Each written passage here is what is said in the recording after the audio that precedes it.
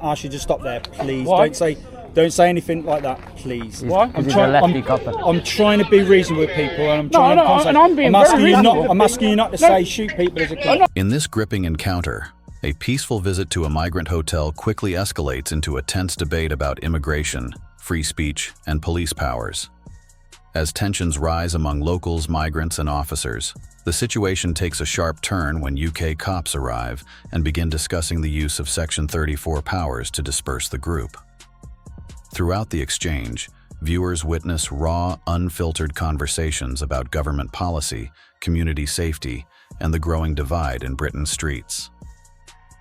The scene captures not only the clash of opinions but also moments of humanity, reasoning, and frustration on all sides. This powerful on-camera moment exposes how fragile communication can become when public concern meets police authority. Stay tuned to see how the officers handle the situation and whether reason or restriction wins in the end. I'm filming to hold authorities accountable. If you believe in public rights and freedom, subscribe now. We're building a community of accountability. Do you get that a bit? Do you have that issue around here? Yeah, whenever, they're always at the bus stop, because I go to Spindle Bay bus stop. They're always trying to talk to me. And I tell them, no, I don't want to talk to you.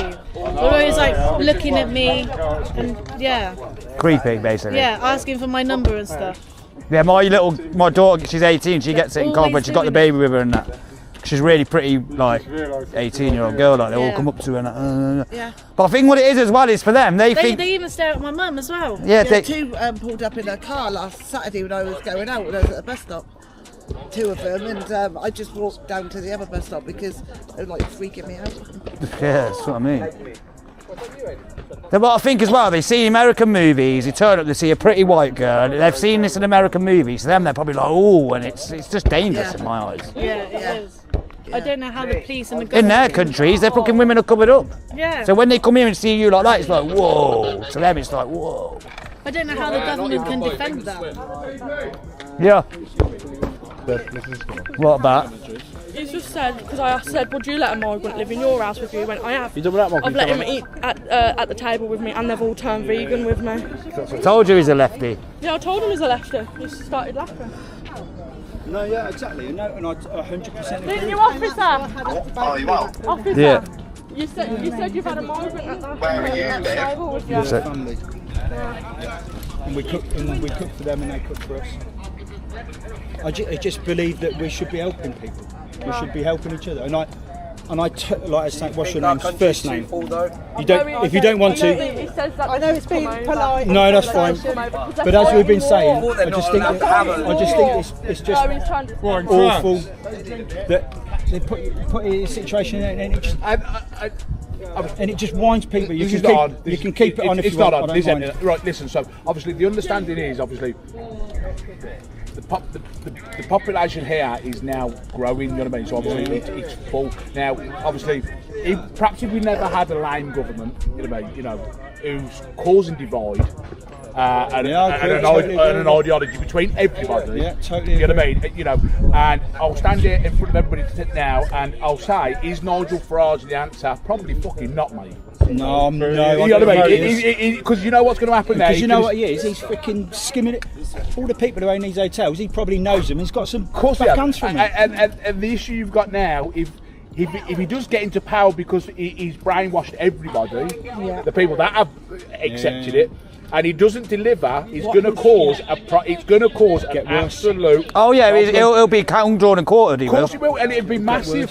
Do you not think that? So my thing with it is, the illegal migration is not for me. My opinion is legal migration is the true issue. It's too high. It's a massive issue, and I think what's happening now is a natural instinct, tribalism starting to kick in. You're flooding the country too fast for it. I think we give human beings too much credit, man. We're very tribalist people, and we are violent in heritage. We've been peaceful in this country for 70 years, and I think there's tensions are starting to rise. Look what happened when we brought the Windrush and the Indians over. Racism, we had to years to deal with that and get rid of it because people are insured, right? I think, but now when you do the same thing's rising again because you're flooding that many people that quickly. No one's saying don't bring immigrants in, just slow the levels down. It's not about racism. I said the same thing to you. The system is wrong. It is, yeah. And they should have built proper places like old army bases, old RAF bases. Yeah, but the problem is the left start trying to call it bloody concentration camps. That's a problem. No. We shouldn't build nothing for no one to come here. They shouldn't even be held here. What we need to do is we need to place turrets.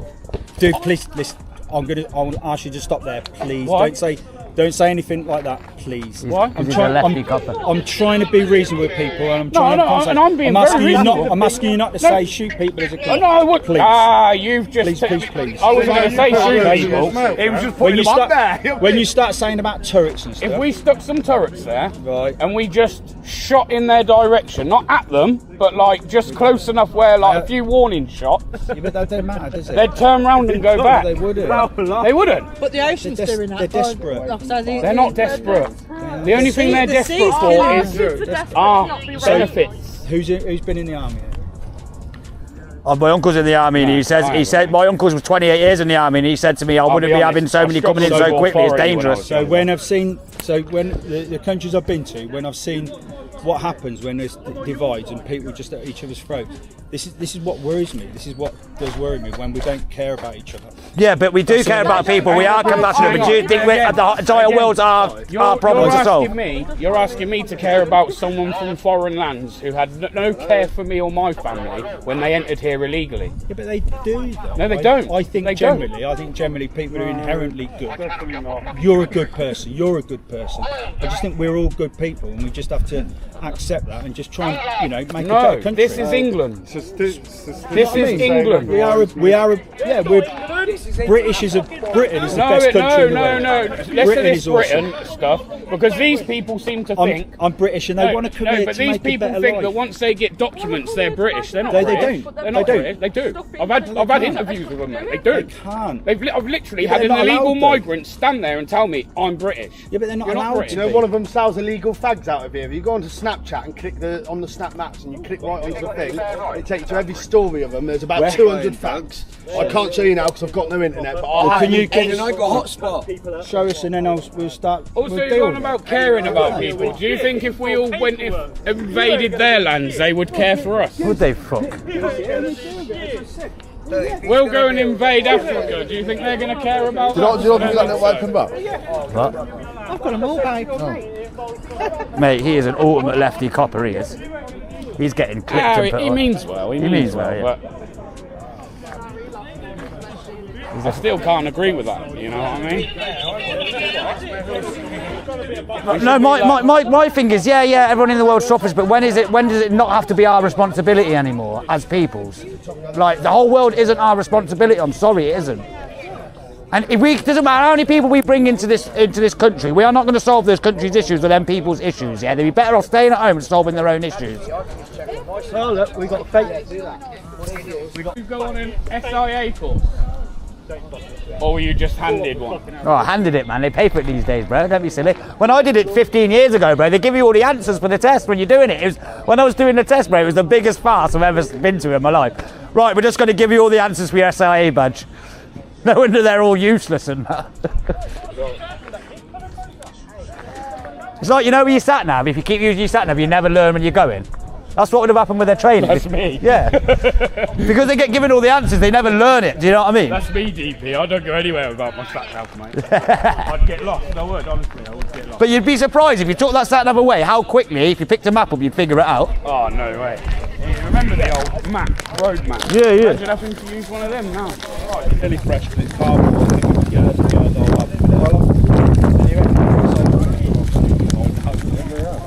Okay. I'll put that back where I found it. I'll put print on it.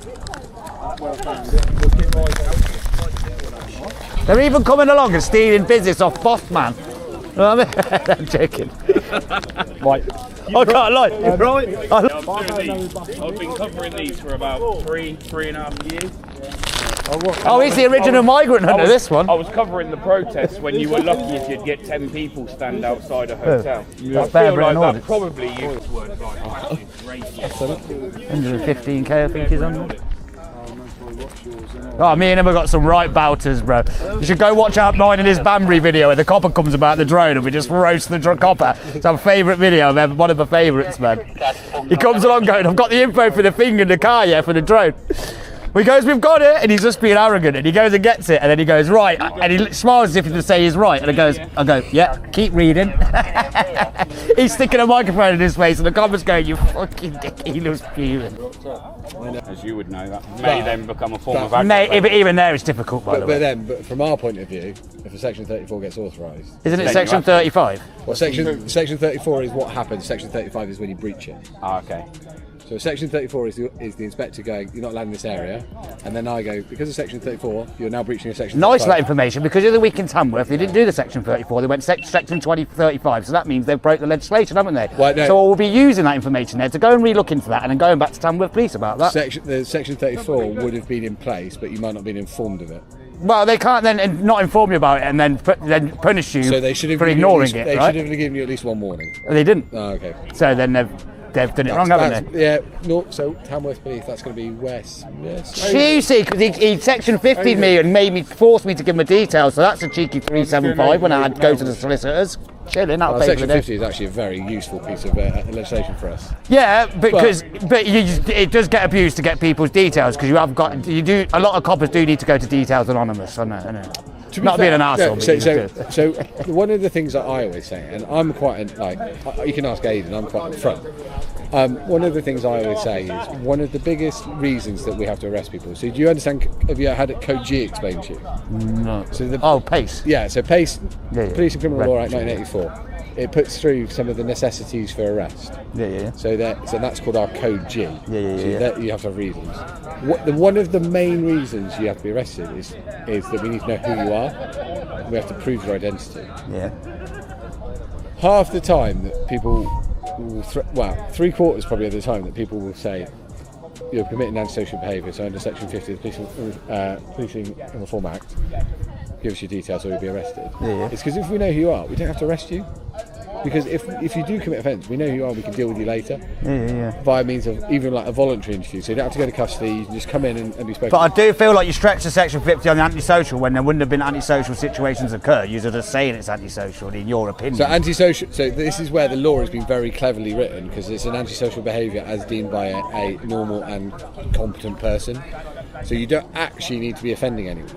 You're just behaviour that if people were there, were they being disrupted, or is there one person in the area that can be the... So you can't Section 50 someone in a field and there's no one else around. Yeah, but I've been Section 50 for filming. Stood there filming. That's probably a stretch. It will fit in the legislation, but it's a stretch. I don't know. It's long. Because the argument would be that people don't expect or want to be filmed in their day-to-day. But that would not go under the crime. It would never stand up in court. That would. No, but part of the thing is Section 50 is avoiding court. And if anyone who went to any competent solicitor on that would be a payout every day, because filming's lawful, man. We have to have freedom of press. No, I agree with it. I know I don't mind being filmed. It's important. Yeah. AB's. I've been on AB's. Oh, yeah. Oh, I know him a few times. I'm one of the auditors as well. That's also one of the auditors as well. There's Bear gone.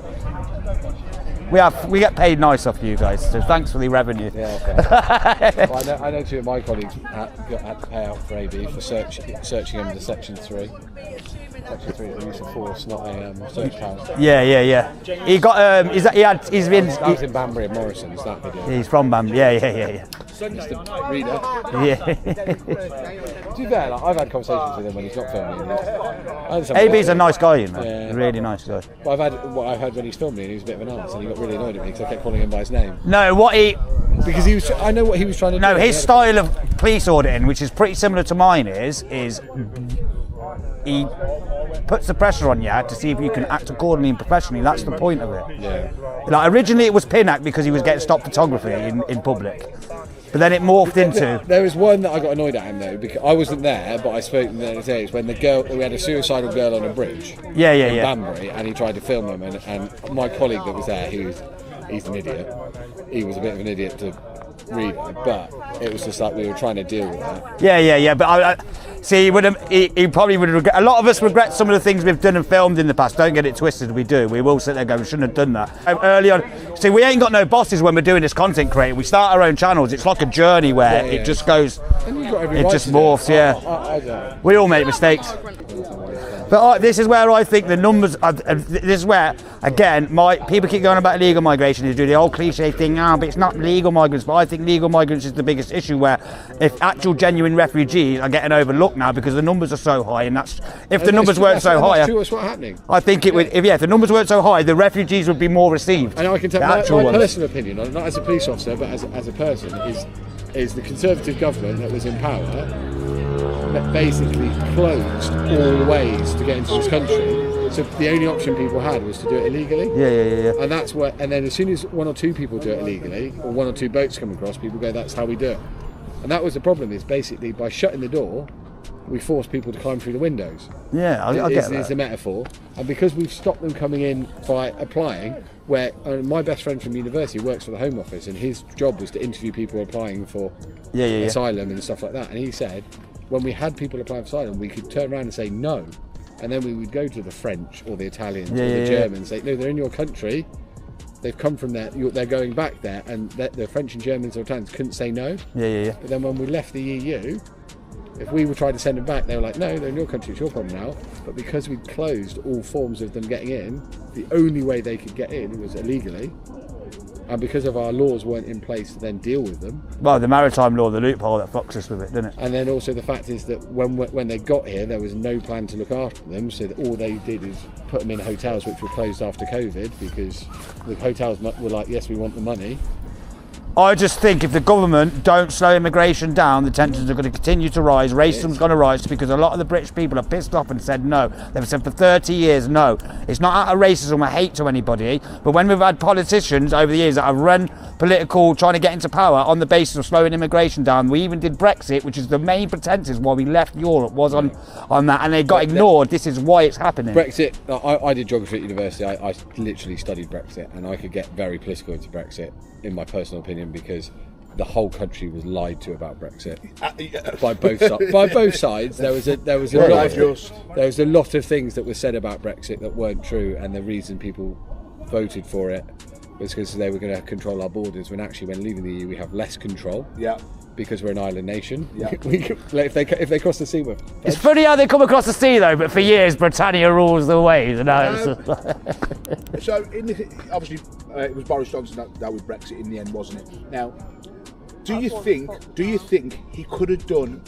Do you think he was dealt a bad hand for how he come into the position he come into with the things that was going on? Poison chalice, basically. Yeah. Do you think he would have had a better chance at his job if he didn't have all that to potentially, but you also have to remember how Boris Johnson came into power, because he forced Theresa May out. Yeah. So he wasn't actually elected by the people. So the problem, my personal opinion on it is the problem is there is a certain group of Conservative MPs who were very powerful at the time, which you would call the Eurosceptics.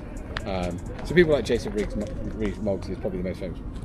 They had a personal viewpoint on the Europe and how it was, and they used that to get what they wanted, and used their power, so to speak, to then influence how the government did things to get what they wanted, not looking at the big picture, how it will affect everyone else. Yeah. Because someone like an MP like Rees-Mogg that's never liked Europe for various reasons, because they like, let's get Britain out of the EU and then we're done. Brilliant. But what about all the people that were like, so for example, there's a very famous interview